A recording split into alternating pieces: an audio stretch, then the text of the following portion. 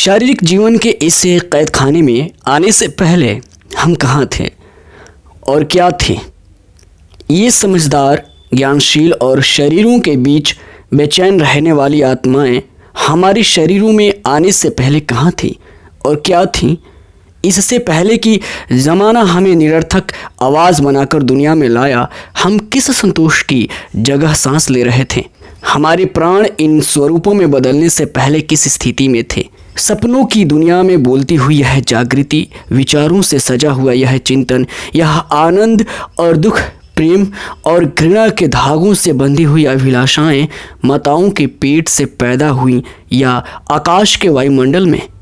क्या इससे पहले कि अस्तित्व की आकांक्षा हमें जीवन की गोद में ले आई, हम कुछ न थे?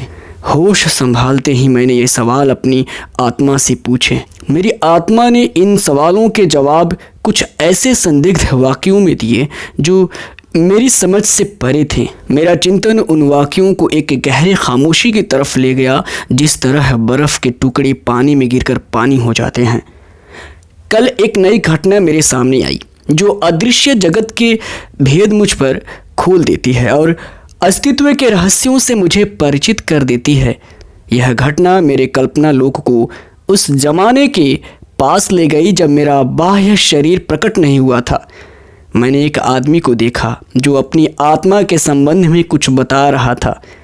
उसके शब्दों ने मुझ पर ऐसा जादू कर दिया कि मेरे सीमित चिंतन और अल्प बुद्धि में एक बारीक रिश्ता मजबूत होने लगा। मैंने सलीम नुजूमी को देखा। नुजूमी का अर्थ होता है ज्योतिषी। मैंने सलीम नुजूमी को देखा जो खुद अपनी तारीफ आप कर रहा था। वह सुदूर भूतकाल की उन घाटियों को बयान कर रहा था जो उसके मस्तिष्क में सुरक्षित थीं। मुझे विश्वास हो गया कि मैं एक ऐसे व्यक्ति के सामने खड़ा हूँ जो और मनुष्यों से अलग है। वह ऐसी नाजुक और बारीक बातों को समझाता है जिनकी याद औरों के दिमाग से मिट चुकी है। मैं सलीम नुजूमी को 18 बरस से जानता था। हमने उसका नाम तन्मय या खोया हुआ रखा था, इसलिए कि वह जब भी हम में से किसी को देखता तो ऐसी नज़रों से घूरता जिनसे अचरज टपकता था और मालूम होता कि इसने इससे पहले हमें कभी नहीं देखा है। अगर हम कभी उसका नाम लेकर उसे बुलाते तो वह 3-4 बार बुलाने से पहले हमें उत्तर नहीं देता। अगर हम कभी उससे कुछ पूछते तो फटी हुई आंखों से वह हमें देखकर सिर हिलाता और लगता मानो हम उससे किसी ऐसी भाषा में बोल रहे हैं जिसका कोई शब्द जीवन भर में उसके कानों में नहीं सुना था। कभी कभी वह निहायत धीमी आवाज़ और मामूली हलचल से भी एकदम घबरा उठता, जिस तरह कोई सोया हुआ आदमी बंदूक की आवाज़ सुनकर चौंक उठता है। अगर वह बैठा होता तो अचानक खड़ा हो जाता और अगर खड़े खड़े आवाज़ उसके कान में पड़ती तो भागना शुरू कर देता। लेकिन इस तरह खोए रहने के बावजूद वह बहुत ही बुद्धिमान था और कुछ बातों में तो उसका चिंतन बहुत ही गहरा होता था। संगीत और ज्योतिष शास्त्र में उसको कमाल हासिल था। मैंने जब भी उसे अरबी के सुरों, वजनों और अर्थों के बारे में बातचीत करते सुना तो उसकी बारीकी को देखकर चकित हो गया। इसी तरह जब कभी मैंने उसे वर्तमान काल के तथ्यों और बीते हुए ज़माने के बारे में बहस करते देखा तो मैंने यह अनुभव किया कि जैसे मैं किसी बहुत बड़े ज्योतिष की बैठक में बैठा हूँ। मैं मन में सोचता कि इस खोए हुए तन्मय की आत्मा में वे चिन्हित छुपे हुए हैं जिन तक औरों की आत्माओं की पहुँच नहीं, और उसकी मदहोशी में ऐसी जागृति छिपी है जिसकी खबर दुनिया के होशियार और जागृत मनुष्यों को भी नहीं होती। सलीम नुजूमी में एक और अजीब बात यह नज़र आई कि वह घंटों तक सूरज की तरफ आंखें खोल देखता रहता। उस समय उसे देखने वाले को यह मालूम होता कि उसकी आंखें शीशे की बनी हुई है। न उनकी पलकें झपकती, न उसकी आंखें मूंदती। मैंने उसे इस आदत से रोकने की कोशिश की और उसे डराया कि ऐसा करने से तेरी आंखों की रोशनी जाती रहेगी, लेकिन उसने हमेशा यही जवाब दिया, उल्लू दिन का वक्त अंधेरी जगहों में बिताता है और गिद्ध वही वक्त सूरज को देखते हुए गुजारता है। पर इसके बावजूद क्या तुमने कभी किसी गिद्ध को अंधा देखा है? 3 साल गुजर गए, हमने सलीम को नहीं देखा। मैं और मेरे साथी कभी कभी उसकी अजीबोगरीब हरकतों को याद करते हंसते थे और कभी उसकी मूल्यवान जानकारियों पर चर्चा करके अपनी विद्वता को बढ़ाने की कोशिश करते थे। हमने लोगों से उसके बारे में बहुत पूछा, पर कोई भी ऐसा नहीं मिला जो उसके विषय में कुछ जानता हो। 1 सप्ताह हुआ, मैं अकेला बैठा रात की आवाज़ों की तरह कान लगाकर सुनने और उनके रहस्य मालूम करने में मग्न था कि मेरे कानों में किवाड़ खटखटाने की आवाज़ आई। मैंने जाकर दरवाज़ा खोला तो सलीम को सामने खड़ा पाया। वह फटे कपड़े पहने हुए था, उसके बाल उलझे हुए थे और उसकी परेशानी उसके चेहरे से जाहिर हो रही थी। उसके अचानक आ जाने से मैं बहुत खुश हुआ और उसे अंदर ले आया। उसके चेहरे पर चिंता और भूखमरी के निशान दिखकर मुझे कुछ ताज्जुब हुआ। मैंने उसे अपने सामने बिठाया और उसके हाल पूछने लगा। उसने अपने घर और रिश्तेदारों से दूर रहकर जो समय बिताया था उसके बारे में मैंने उससे जानना चाहा। वह अपनी उसी पुरानी आदत के अनुसार कभी तो मेरी आवाज़ से एकदम चौंक उठता और कभी बगैर किसी जवाब के मेरी तरफ घूर घूर कर देखता, जैसे कि वह कुछ भी नहीं समझता हो। मैंने उसे शराब का एक प्याला पिलाया और उसको बताया कि मेरे मन में उसके प्रति कितना प्रेम है और मैं उसे कितना सुखी देखना चाहता हूँ। फिर पूछा, सलीम, यह तुझ पर क्या बीती है? तुझे अपने पिता से विरासत में कितनी दौलत मिली थी, लेकिन तूने वह सब कुछ बर्बाद कर दिया।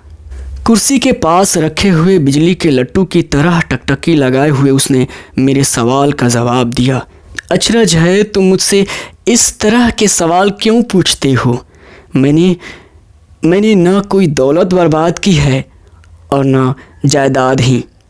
मुझे तो पिताजी से जो कुछ मिला था और वह उसी तरह बाकी है। फिर मुस्कुराते हुए कहा, मुझे कल वकीलों और सराफों ने बताया कि मेरे पिताजी की मौत के बाद मेरी दौलत दुगनी हुई है।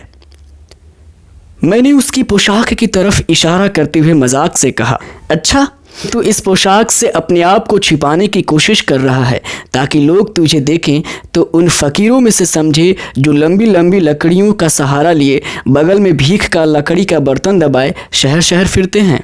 उसने जवाब दिया, लोगों में तो ऐसा कोई भी नहीं जो भेष बदल कर अपने आप को दुनिया की नज़रों से छिपाने की कोशिश कर रहा हो, और उनमें ऐसा भी कोई नहीं जो कोई ना कोई चीज़ मांगता न फिरता हो। मुझे उसकी यह बात बहुत पसंद आई और मैंने कहा, ठीक है, लेकिन तू एक बड़े घराने का है, कम से कम अपने ख़ानदान की इज्जत का तो ख्याल रख और ऐसे कपड़ों में लोगों के सामने आ जो तेरे ख़ानदान के लायक हों। वह धीमी आवाज़ में बोला, भाई, मैं बहुत ज़्यादा घिरा था और इन बातों पर ध्यान देने के लिए मुझे फुर्सत नहीं थी। मैं एक ऐसे अहम काम में लगा हुआ था जिसके सामने बढ़िया पोशाक और अच्छे खान पान का बिल्कुल महत्व नहीं था। उस समय उसके चेहरे पर गहरे सोच के निशान दिखाई देने लगे, लेकिन उसके बावजूद उसकी नज़र बिजली के लट्टू पर ही लगी रही। मैंने पूछा, सलीम, तू किस काम में इतना लगा था? आखिर वह कौन सा ऐसा काम है जिसके लिए तूने बाकी सारी दुनिया को भुला दिया? वह मेरी ओर मुड़कर बोला, मैं अपनी यादाश्त के पर्दों को फाड़ने में लगा था। मैं अपनी यादाश्त में गड़े हुए खजानों को खोद कर निकालने में जुटा था। मैं मौत की शक्ल में उस पुस्तक के पन्नों को एक एक करके उलट रहा था जिसका नाम हमने यादाश्त रखा है। उसके मुंह से ये वाक्य इस तरह निकले जिस तरह खाली मैदान में दूर से काफिले की घाटियों की आवाज़ कान में पड़ती है। फिर उसने अपनी आंखें मेरी ओर से फेर ली। वह फिर बिजली की बत्ती की तरफ देखने लगा और अपनी ज़िंदगी में जब से मैंने उसे देखा था मुझे ऐसा महसूस हुआ कि उसकी आज्ञाकारी आत्मा के तार ज़रा ढीले पड़ गए हैं। उसकी अंदरूनी बेचैनी कुछ कम हो गई है।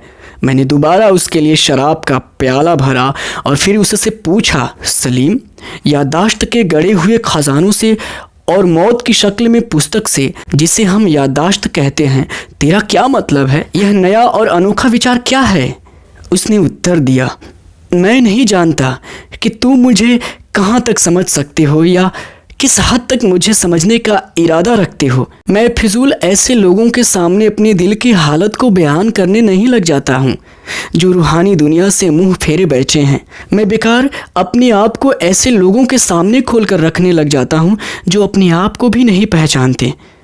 मैंने कहा, सलीम, मैं तुझे समझने का इरादा रखता हूँ, और अगर मैंने देखा कि मैं तुझे समझने की काबिलियत नहीं रखता तो अपनी बेबसी को मैं मंजूर करूँगा। वह थोड़ी देर चुप रहा, फिर शराब का एक घूंट पीकर कहने लगा, अच्छा तो सुनो, लेकिन दिल के कानों से सुनो। तुमने कभी यह भी सोचा है कि तुम अपने जन्म से पहले किस हालात में थे? मेरी आत्मा इस सवाल से कांप उठी। मैंने उत्तर दिया, हाँ, मैंने कई बार इस सवाल पर सोचा है, मगर हर बार मेरी हालत उस इंसान की तरह होती थी जो पुराने बरगद के पेड़ को जड़ से उखाड़ने का इरादा करके उसे हाथ लगाए। उसने कहा, क्या तुमने कभी दिखने वाली चीज़ों की तरफ से आंखें बंद की है? दुनिया की आवाज़ें सुनने से कानों को बंद करने की कोशिश की है? जीवन की ऊपरी चीज़ों से अपनी इंद्रियों को दूर रखा है? ऐसा करने से उस हालत को याद किया जा सकता है जो हमारे मनुष्य बनने से पहले थी। मैंने कहा, नहीं, ऐसा मैंने कभी नहीं कर सका। उसने कहा, मैंने ऐसा किया है। मैंने अपनी शख्सियत की गहराइयाँ मालूम करने के लिए लोगों से दूर जाकर बैठा हूँ। मैंने ऐसी हालात में अपनी यादाश्त से अपनी निगाह के सामने उस समय के चिन्ह खोल कर रखे जब मुझे फरिश्ते ज़मीन पर नहीं लाए थे। मैंने कहा, और क्या तू अपने इरादों में कामयाबी पा सका? क्या तूने अपनी यादाश्त में इस ज़िंदगी से पहले की ज़िंदगी को देख लिया? उसने कहा, हाँ, मेरी इच्छा पूरी हुई। हमारी यादाश्त युगों की धरोहर रखने का स्थान है। हम में से हर इंसान यह अधिकार रखता है कि वह उस धरोहर की जगह में घुसकर उसके कानों में और उसकी गहराइयों में युगों के गड़े हुए खजानों को देखे।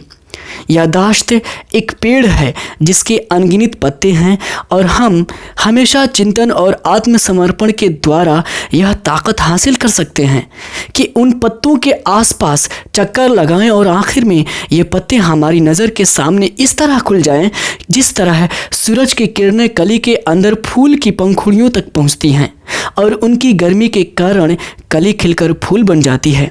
वह थोड़ी देर के लिए चुप रहा। उसके होंठों पर मुस्कुराहट खेल रही थी जो उसके खुशी को प्रकट कर रही थी। फिर वह कहने लगा, तुम कई साल तक मुझे तन्मय कहकर पुकारते रहे। तुम मेरी हकीकत को ही उससे जाहिर करते थे, मेरी असली हालत को ही बयान करते थे। मैं हमेशा इस बाह्य जगत में भटकता रहा। दुनिया में ऐसा कौन है जिसका जीवन दो हिस्सों में बटा हुआ हो?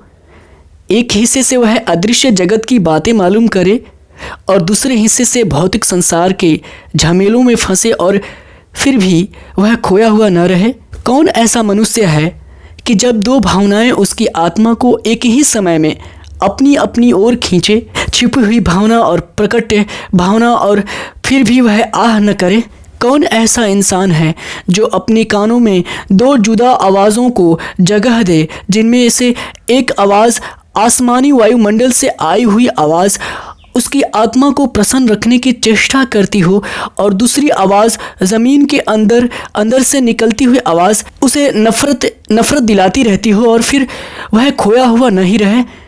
हाँ, मैं खोया हुआ था और खोया हुआ रहा, लेकिन इस वक्त मैं वह सब कुछ जानता हूँ जो मैं अपनी जवानी में नहीं जानता था। मैं 3 साल तक अपनी यादाश्त की खेती में फिरता रहा और मैंने सब कुछ जान लिया। मैंने मालूम कर लिया कि इस ज़िंदगी से पहले मैं क्या था। मैंने जान लिया कि इस ज़िंदगी से पहले मैं कैसा था। मैंने मालूम कर लिया कि माँ के पेट से निकलने से पहले मेरी रूहानी हालत क्या थी। मुझ पर यह जाहिर हो गया कि मेरी आत्मा की हकीकत मौजूदा शरीर का गिलाफ ओढ़ने से पहले क्या थी।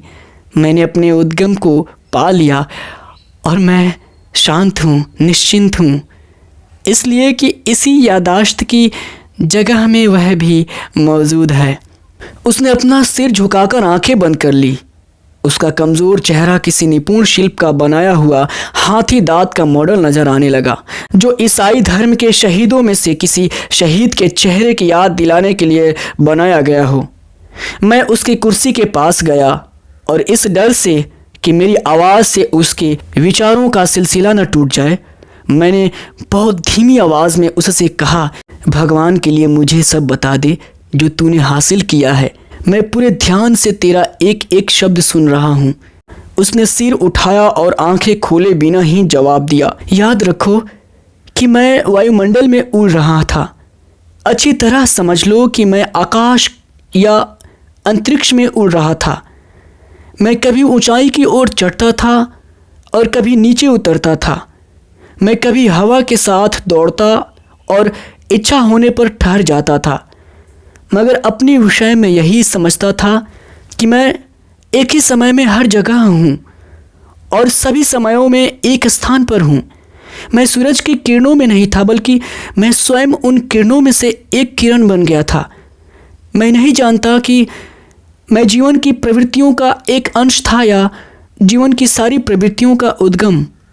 मैं अपने विषय में कहता मैं हूँ, पर उस मैं शब्द से मतलब इस शरीर से नहीं था जो केवल कुछ रेखाओं में घिरा हुआ है, जो एक खास रंग रखता है और जो कुछ विशेष लक्षणों से युक्त है।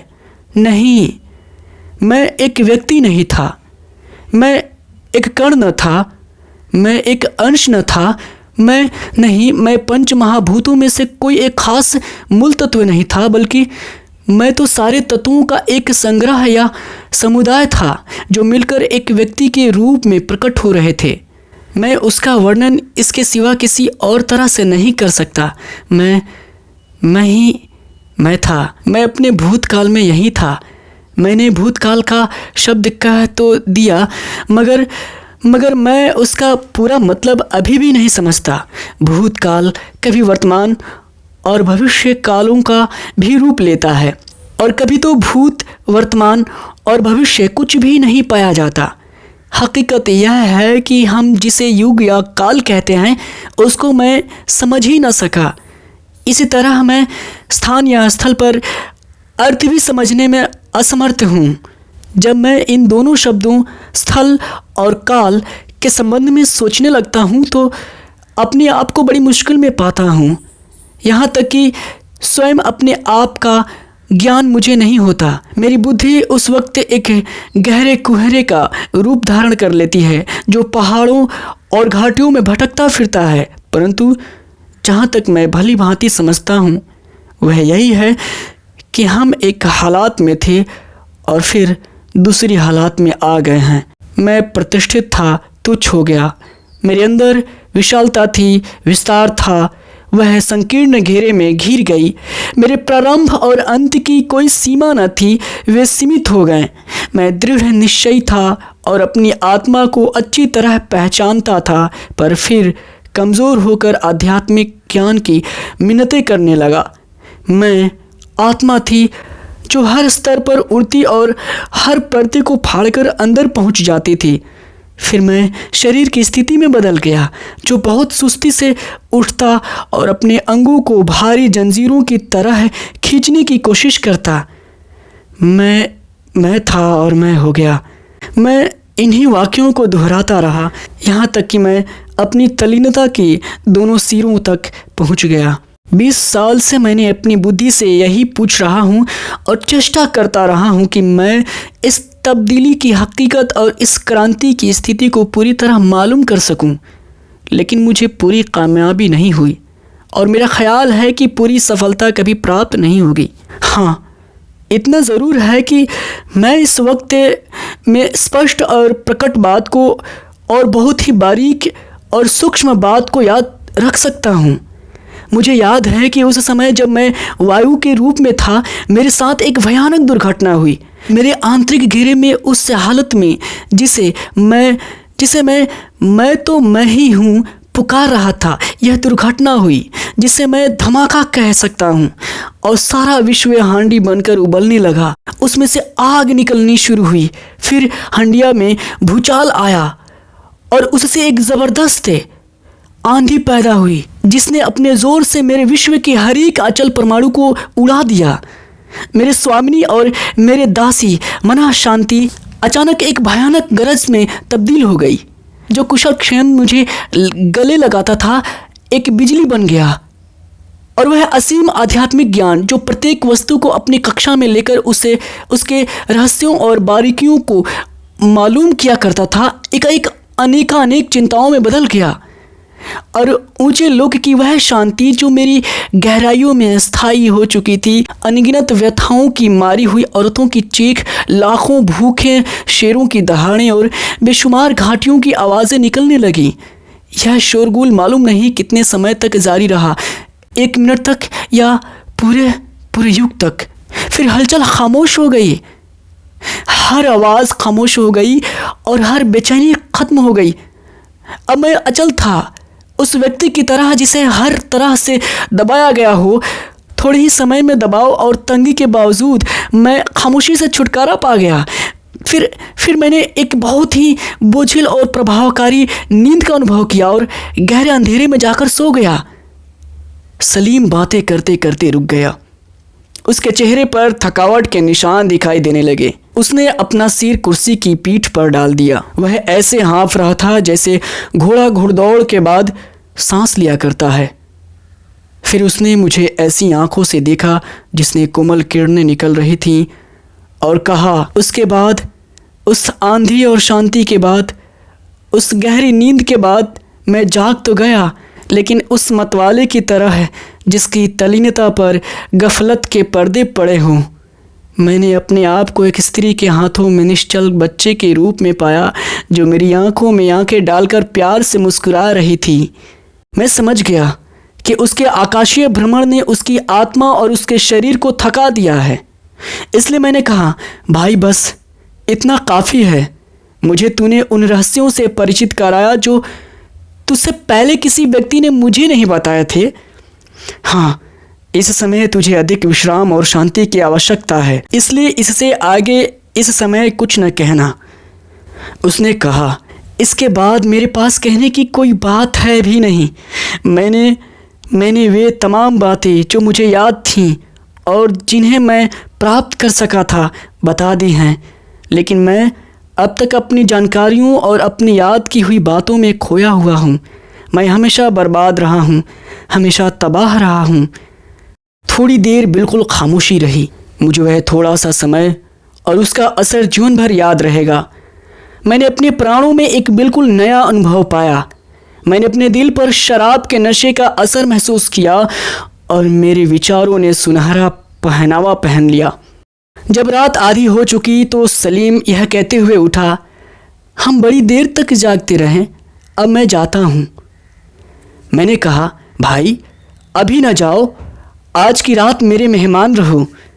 उसने उत्तर दिया, नहीं, मैं ऐसे मकान में ज़्यादा नहीं ठहर सकता जिसके वायुमंडल में आवाज़ें काँपती हुई नज़र आती हों और जिसके कोनों में छायाएं घूमती हुई दिखाई देती हों। मेरे लिए आवश्यक है कि मैं किसी खाली और शांतिपूर्ण स्थान की खोज करता रहूं। यह कहकर वह लंबे लंबे कदम उठाता हुआ दरवाजे की तरफ बढ़ा और ऐसे भागता हुआ निकला जैसे कि जलते हुए मकान से कोई जान बचाने के लिए भागता है। उस समय से लेकर अब तक मुझे जब भी सलीम की याद आती है, मेरा दिमाग समय को दिन और रात में बांटने वाले हर माप से भर जाता है, और जब कभी उसकी बातें याद आती हैं तो मैं उन सारे भेदों से दूर हट जाता हूँ जो समय को दाएं बाएं में विभाजित कर देते हैं। मैं जब उसका चेहरा और उसकी आवाज़ को याद करता हूँ तो मेरी समझ अस्तित्व के बाहरी रूपों और आंतरिक शोभाओं की तुलना करने में खो जाती है। हाँ, मैंने सलीम की तरह का आदमी कभी नहीं देखा और न कभी मिलेगा। वह लोगों में रहता है पर उनमें उसकी गिनती नहीं। वह दुनिया में है मगर यहाँ का रहने वाला नहीं। कई बार मैं दिल में सोचता हूँ कि उससे उस कमरे में घंटे 2 घंटे के लिए मिला था या मैंने उसके साथ वायुमंडल में एक लंबा युग बिताया है। मैं अपनी यादाश्त पर जोर देकर याद करता हूँ कि मैंने उसे अपने सपने में देखा था या जागते में। इसका फैसला मैं सिर्फ एक ही दलील से कर सकता हूँ कि अद्भुत तथ्य जागृति में ही प्रकट होते हैं और सलीम भी एक अनोखा तथ्य ही है। तो दोस्त, तो ये थी कहानी खलील जिब्रान की। खलील जिब्रान की ये कहानी आपको कैसे लगी कमेंट करके ज़रूर बताइएगा। उम्मीद करता हूँ आपको ज़रूर ही अच्छी लगी हुई होगी। आप मेरे चैनल को सब्सक्राइब कर लिए तो ठीक है, नहीं भी करें कोई दिक्कत नहीं है। हाँ, मगर जब भी अगर आपको मौका मिले तो कहानी घर से मेरे द्वारा प्रस्तुत की गई कहानियों को ज़रूर सुनिएगा और अपना प्यार देते रहिएगा। Thank you so much.